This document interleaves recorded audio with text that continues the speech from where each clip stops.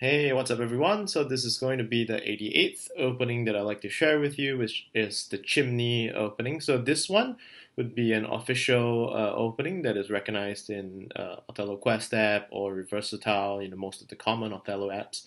So let's run through the sequence. It's a very short sequence for this one.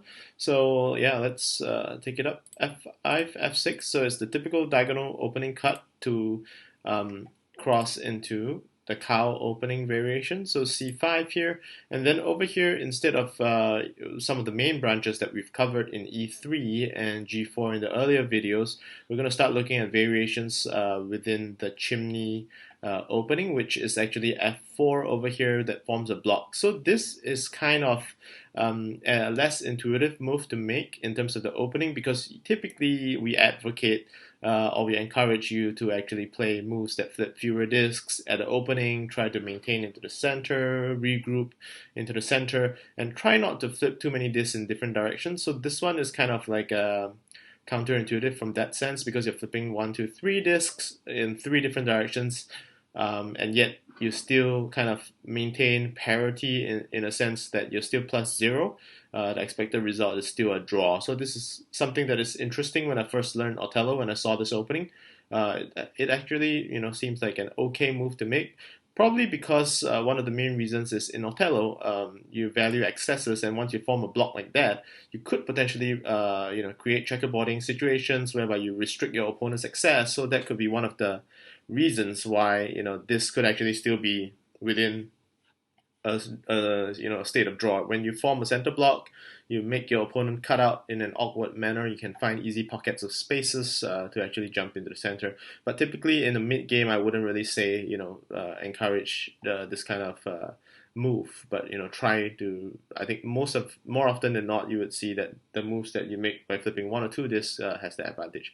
So one of the interesting thing is about the chimney opening is that you create a lot of variations to play. Black has a lot of options in some sense from this move perspective, and of course most of the time Black plays D7, meaning the book move, or D3, which is the other alternative book move, or to tank variation at F3. So these three would be the highly popular ones. I seldom see the other four being played out as much. Yeah, so maybe G5 or E7 would be like the tier 2 kind of openings in terms of how often they happen. So let's run through the common one, which is D7, which is the typical play out. So over here you have a lot of variations to play for white. I've seen C4 being played, I've seen C6 being played, I've seen C7 and C8 being played pretty often. So yeah, we'll probably go into one of these sub variations in the future episodes. But over here, I would cover the most common one to C4.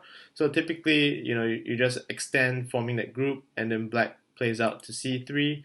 I would say that this is maybe fairly counterintuitive for Black, even though it's just flipping one disc, because it's still like kind of a sparse shape. Maybe cutting into the center might look a bit more favorable from a qualitative perspective. And then, of course, the kind of story about this opening is to play out to the edge and just play from edge to the center of the board.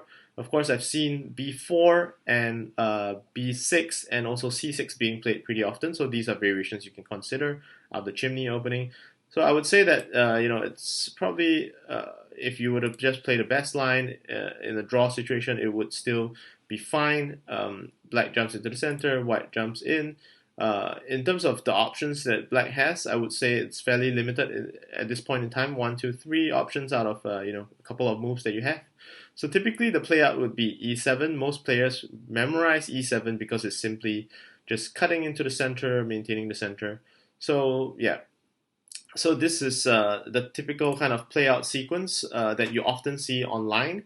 And I would say that if you really want to master this opening as white for Chimney, you would definitely have to go very deep in book. And I've seen a few top players who are able to do that and capitalize on the strengths of white diagonal opening variation in the form of Chimney. So hopefully that introduces you to this opening, and hopefully it helps your game. And I'll see you in the next couple of ones to introduce the sub variations of the Chimney opening. Thank you and see you soon.